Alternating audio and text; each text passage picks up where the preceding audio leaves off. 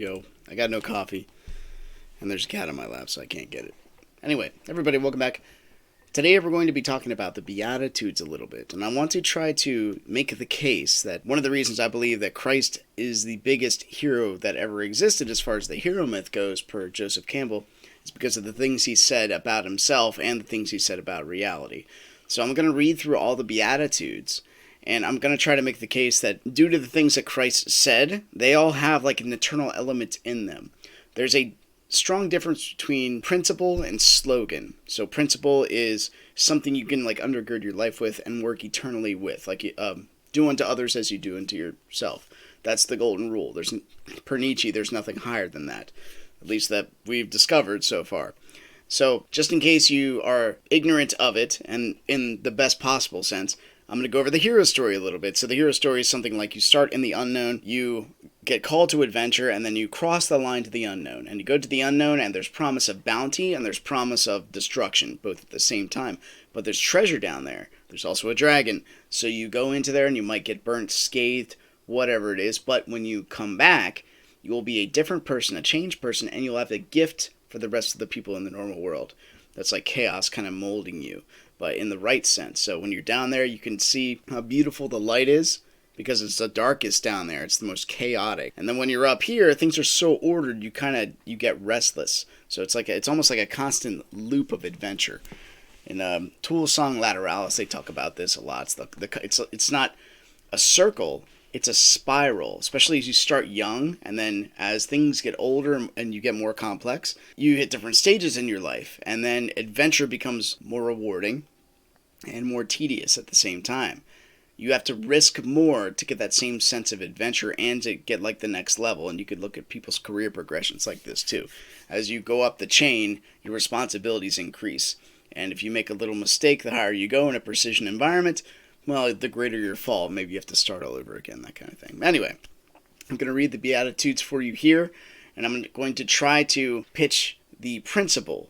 The opposite of principle would be called a slogan. It's Slua Garum in Welsh. It means battle cry of the dead. And the reason why I think that's like probably the most fitting as far as a slogan goes is because it's just that. It's meant to be very short. It's meant to hype you on a certain focal topic, and it removes all perspective of eternality. Like Just Do It by Nike. Maybe not apply that to everything on the planet. I mean, that doesn't sound right. Have It Your Way by McDonald's.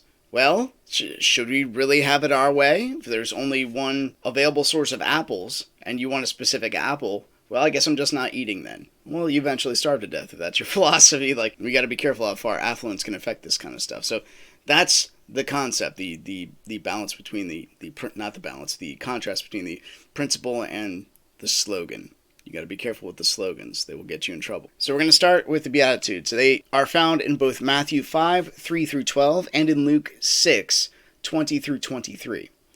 I'm going to read them all, then I'm going to break them up bit by bit. So, blessed are the poor in spirit, for theirs is the kingdom of heaven. Blessed are those who mourn, for they will be comforted. Blessed are the meek, for they will inherit the earth. Blessed are those who hunger and thirst for righteousness, for they will be filled. Blessed are the merciful, for they will be shown mercy. Blessed are the pure in heart, for they will see God. Blessed are the peacemakers, for they will be called sons of God.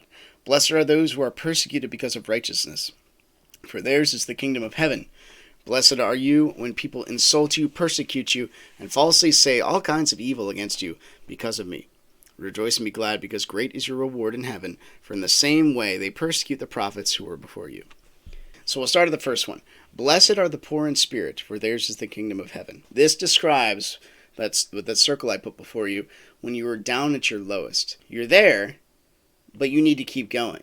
The kingdom of heaven is up here, and you just need to get through it. You're poor in spirit, so you just need to keep trudging through it. And this is when the love part of duty kicks in. I have certain bouts I go through sometimes where I feel legitimately like the spirit is not with me, or I feel depressed, or I feel unmotivated.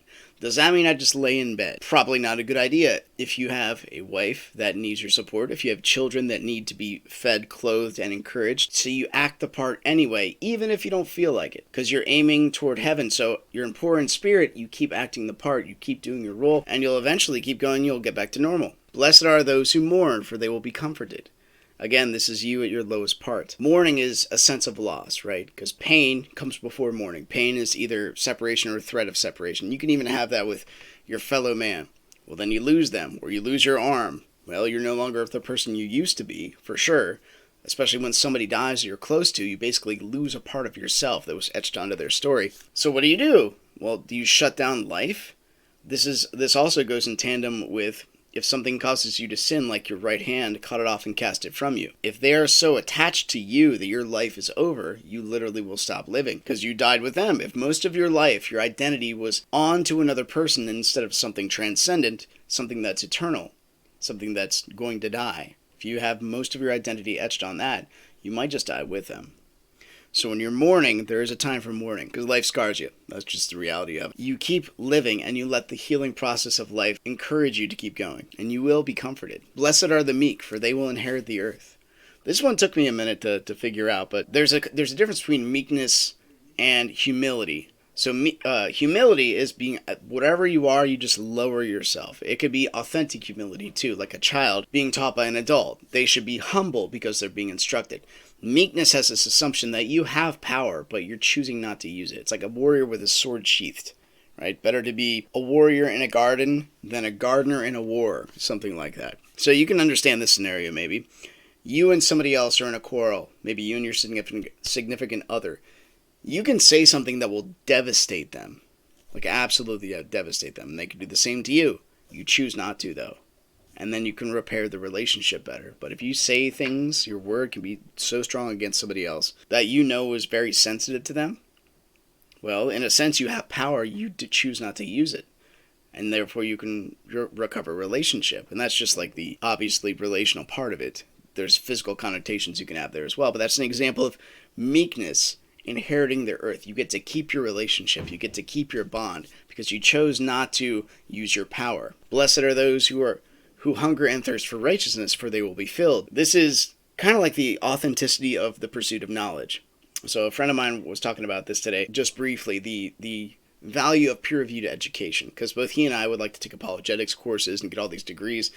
But to be honest, if you're talking to others about entering the kingdom of God and following Christ, that's peer-reviewed education. And what will an 8-year degree honestly do to help me talk with somebody from like the inner city? And it might hamper it because I might use words that they will not understand, concepts they won't understand, sanctification, eschatology, like what do they care about that stuff? They're shooting each other. But if you hunger after it and you thirst for it authentically as a being, and that's what you want in this world, you can start to carve out a spot for yourself. I mean, martial arts is the biggest analogy I have. Before they had belts and all that other ranking, the way you would tell that somebody is an authentically good fighter / teacher is by word of mouth.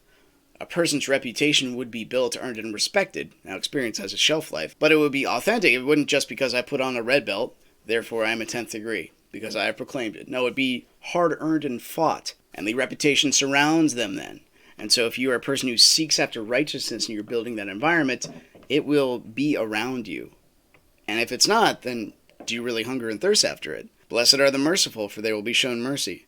This also comes through time, and I think this is also one of those, it's like multi-generational.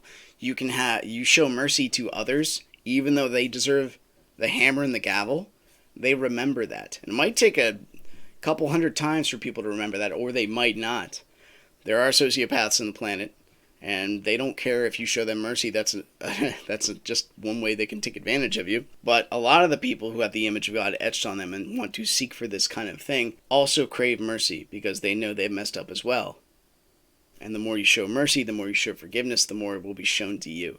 That's kind of reflective in culture and society. Blessed are the pure in heart, for they will see God. So if we take the hero story that we just talked about, if you start at the top and go down into the depths of hell, well, if you're pure in heart, you have chosen not to hang on to anything that might keep you down there and continue your progression in the story, in your own story. So your travel there and up will be so easy because you don't have any attachments besides what you're seeking, which is the transcendent aim, which is, eternity in a nutshell. So you will be able to see God, and you'll be able to see the patterns that he put out there, because you'll also see other people who are still hanging on to things that are preventing them from growing. Blessed are the peacemakers, for they will be called sons of God. So a policeman's a good example of this. This is when you set yourself up as a peacemaker, what you're doing is you've already been through the hero cycle maybe 1 or 2 times, or at least you understand it.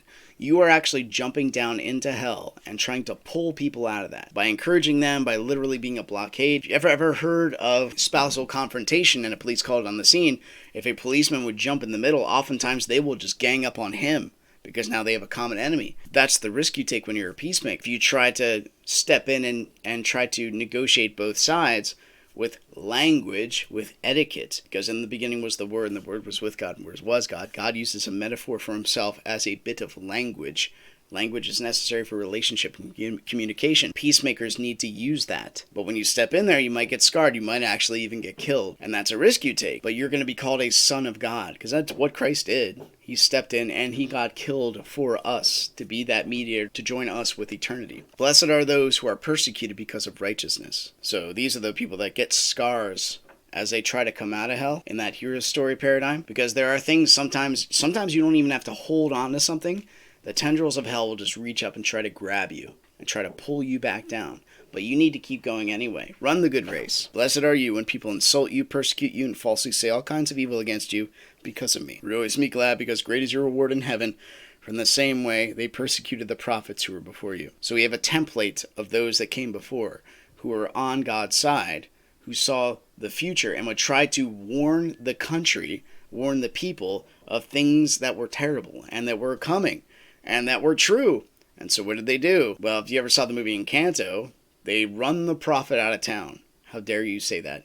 We don't want to hear that. Instead of them cross-examining what he's saying with truth itself. The other answer to that, well, not answer to that, but the vision we're given is also in the book of Job. Righteousness is not worth anything unless it's tested. You don't know how good it is unless it's run up against adversity. And like Fight Club, like, how do you know what you're made of unless you've been in a fight? Like, what do you really know about yourself? How are you going to act in that kind of situation where your life literally could end? Or you fight for it. Do you freeze? What do you do? So you're blessed when you take that kind of punishment, because when you come out the other side, when you circle down and come back up, you're going to come back still with the aim of righteousness in mind, stronger and more determined than you were when you first jumped in. It's so cool how that works. So that's my brief snippet, my brief evidence that Christ is the template for the ideal hero in the hero story that Joseph Campbell wrote about. Also the best story that mankind's ever been given in the evidence of the Beatitudes, besides looking at other parts of his life. The Beatitudes are really cool. You live your life like that. That's like your answer for adversity right there. What do I do in these horrible situations? Or what will happen? And that is the outworking psychologically what will happen if you have that kind of mindset, that you keep going and you keep living for the sake of existence. But you can't do it yourself, because nobody's perfect. But we do have a template that was put there for us that's etched in history. Thanks for watching. Thanks for listening. Subscribe to see more in the future. I appreciate it. Hit the like button. Helps me out a lot. And I'll see you next time. Take care.